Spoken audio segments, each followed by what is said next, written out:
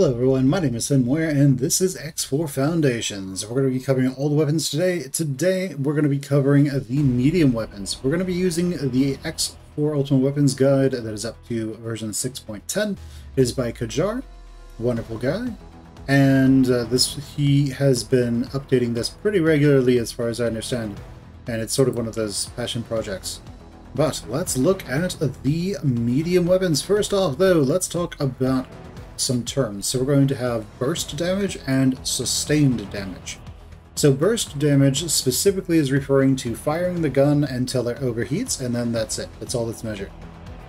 Sustained damage, however, is firing the gun until it overheats, allowing it to completely dissipate all its heat, and then firing it until it overheats again.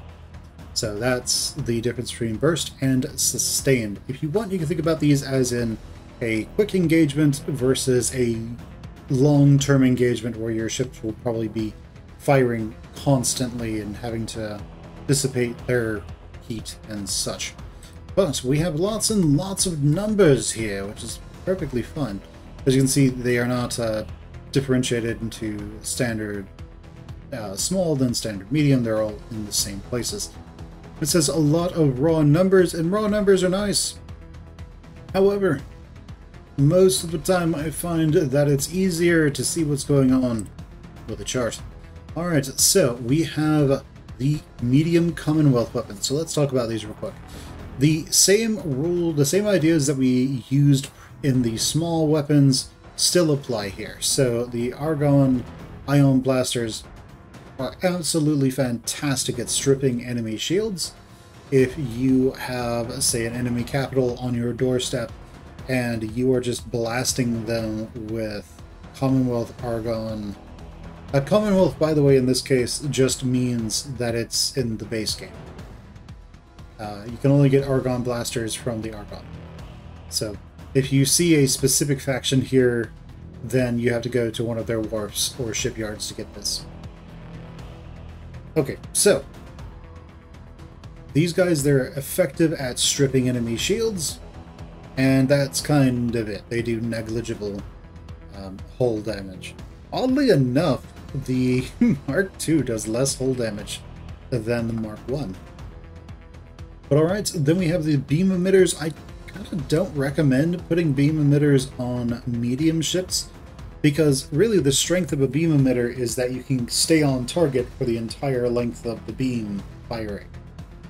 And these guys don't have the pitch to go and really catch up with enemy ships. They need to be able to dump their load of bullets, of shots, into the enemy ship and do as much damage as possible before the enemy ship can shoot past them. So you'll primarily be using medium weapons on corvettes. In the base game, there's the Nemesis. There are then lots of other versions of corvettes for you to use if you have access to the expansions.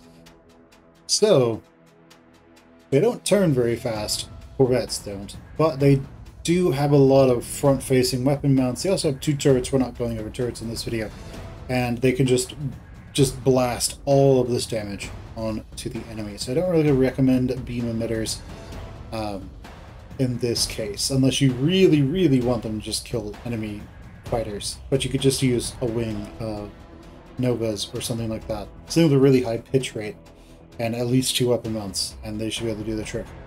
After that, we have bolt repeaters. Bolt repeaters here are amazing compared to what they were in the medium version. So, but the same ideas still apply. So if you want your, say, corvette to be able to kill fighters, you probably want to use pulse lasers, and I think we're getting ahead of ourselves, so let's get back into it. So our bolt repeaters, they do a lot of damage. Probably less than 50% of their shots are going to hit. Just keep that in mind. So you can half this bar, and that's what it might be against fighters. Because corvettes are a bit slower at pitching than small ships, it might be a little bit lower than 50%. So try to think about these ships as probably being anti-corvette at least. So in that regard, this is pretty good. Like, it'll probably have over a 50% chance of shooting an enemy corvette. Okay, then we have the mass drivers. The exact same ideas apply that we had with these small ships. where these guys have no gimbling whatsoever, and they are just a big sniper rifle, and they have a 20 and 10-second delay to fire. But they have extreme range, so they can do a lot of damage, but at the same time it's going to take... but at the same time, because of no gimbling, you're probably shooting at medium-sized ships at the bare minimum. But alright. Probably aiming for large, extra large, or stations with these, because you're very likely not going to hit fighters.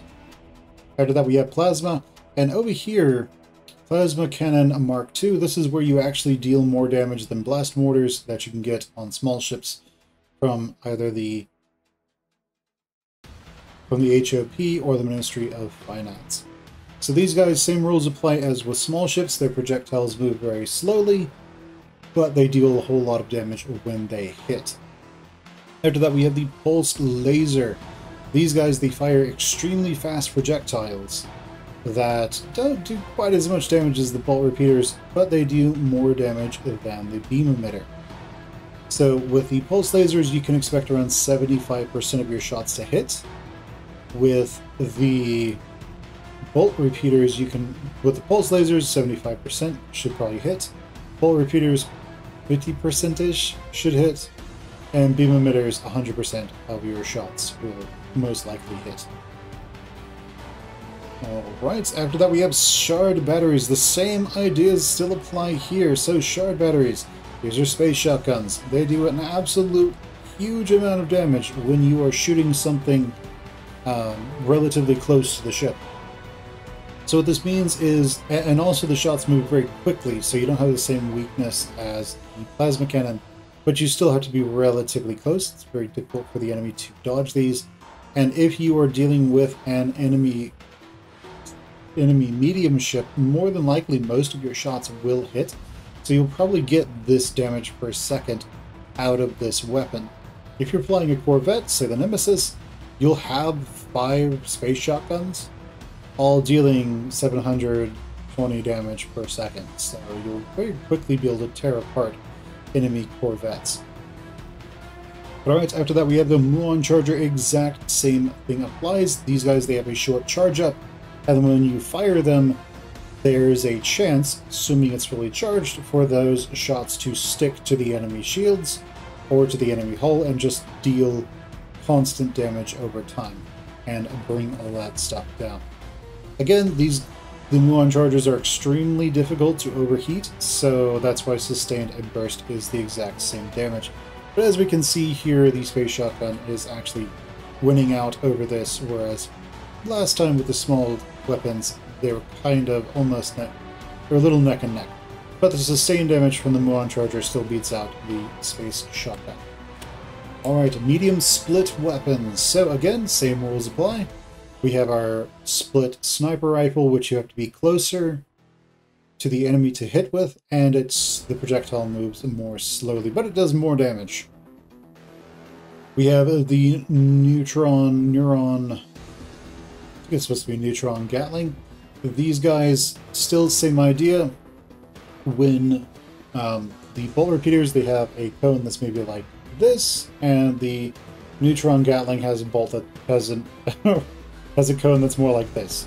So you want to get really close to the enemy ship, or have them feel most of your view, and then you can unload on this and get all of this DPS realized against them. So this is something that you would use either to just flood an area with bullets to prevent the enemy from being able to bring their shields back online, or it's something that you would just shoot at a big capital with to just deal continual damage to them. And because the enemy capital is so big, most of these shots might hit depending on how close you are. After that we have the Tau Accelerator. This is the Tau, this is the split super shotgun. In essence, it does more damage than the base medium shard battery, but it's shorter ranged, the projectiles move less quickly, and it overheats more quickly. But it does more damage per shot, and it fires more quickly. Fires more rapidly. Then we have the split thermal disintegrator. This basically just does what this does is it does a lot of shield damage, but it has a bleed through effect where it does hull damage at the same time if its shots are sticking to the enemy shields. Yes, that's right, this is also a sticky shot type weapon, just like the Muir Charger. Next we have the Terran weapons, and these guys, they follow the same rules as previous Terran weapons. The Maison Streams, these are the Terran sniper rifles. And also this is where you get to the crazy stuff, because these guys, if you say have a Kurakami, I think is what it's called, the Terran Corvette, it can do almost like 50,000 damage a shot. I think it's like 64,000 or something. But these guys also have a fairly significant cooldown, so just keep that in mind. They do hit like a truck, but there's a long cooldown where really you're not doing anything except for running. So, can be useful, but at the same time, it isn't something I would necessarily want to put on fighters. Well, it isn't necessarily something I would want the AI to use. After that, we have the Proton Barrage. This is the Terran equivalent of the Bolt Repeater.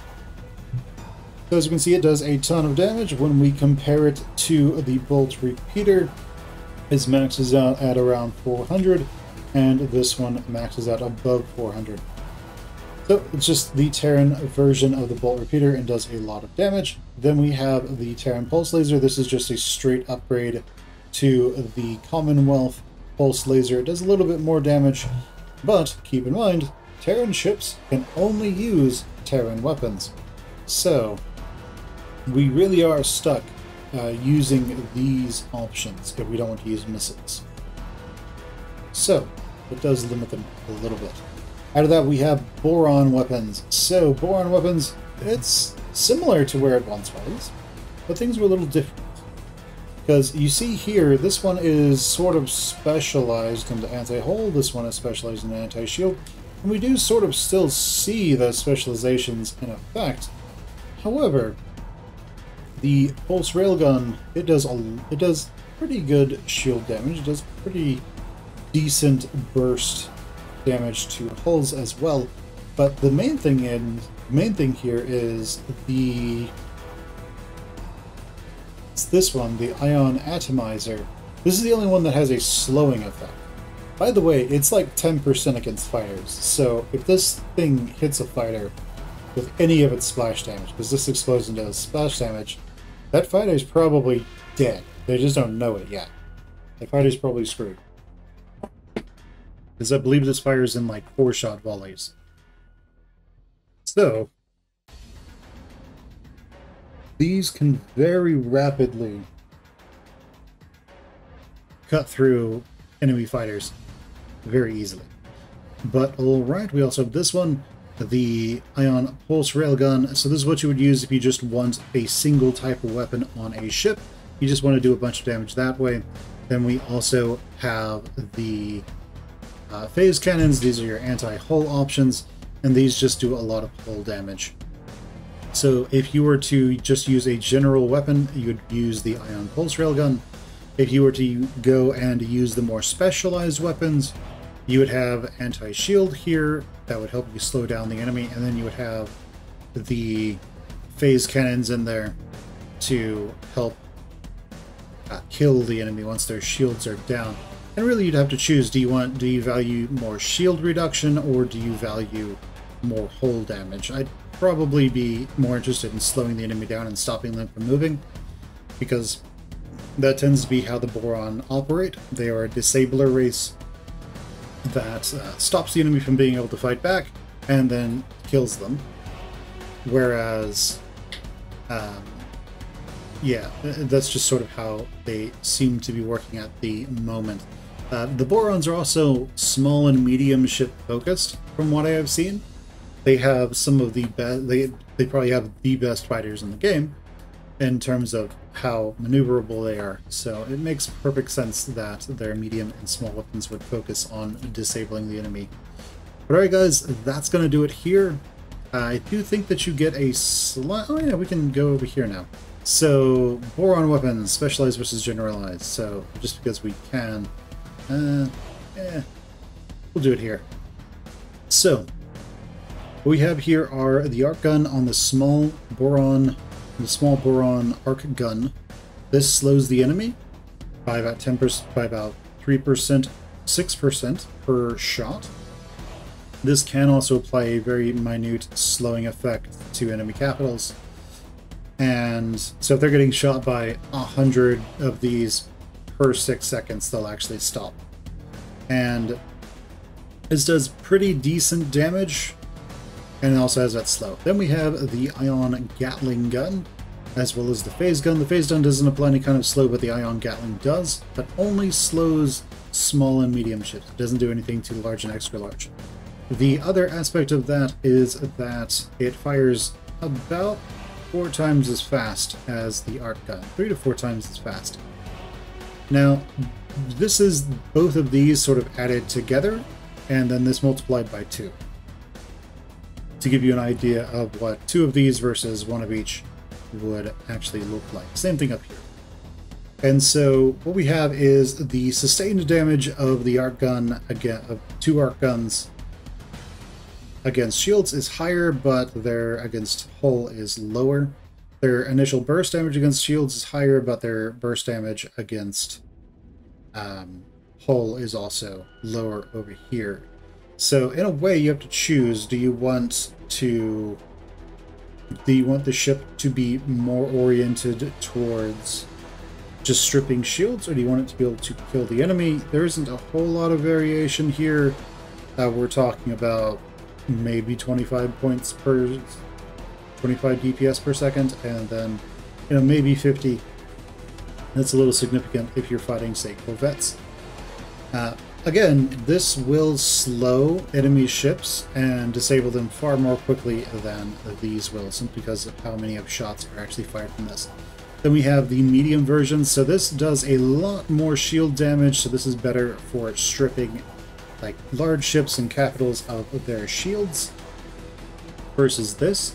However, this does not have any kind of slowing effect anymore.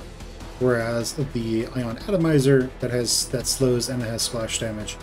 So that will actually help you slow down enemy fighters, and that slow applies to all ships that it hits, regardless of size, so small, medium, large, and extra large. So if you have enough of these guys, you can actually stop an extra large ship from moving. It also does more, both of these do more overall sustained hull and burst hull damage. Well, they do more sustained hull damage than the Ion Pulse Railgun. The other aspect is that as they slow the enemy down, they will be able to get more effective and reliable at actually hitting the enemy. The slowdown on a fighter is 10%. So after they get hit by about 10 of these within the duration, they'll actually just come to a complete stop and not be able to maneuver, pitch, roll, or yaw in any capacity. But what we have here is just anti-shield more. This is more of anti-shield, but not disabling. This one is disabling and more anti-hull. So that's just the Boron Weapons specialized versus generalized. But alright guys, my name has been Muir. This has been X4, small and medium weapons. We haven't covered missiles here because missiles are sort of their own beast.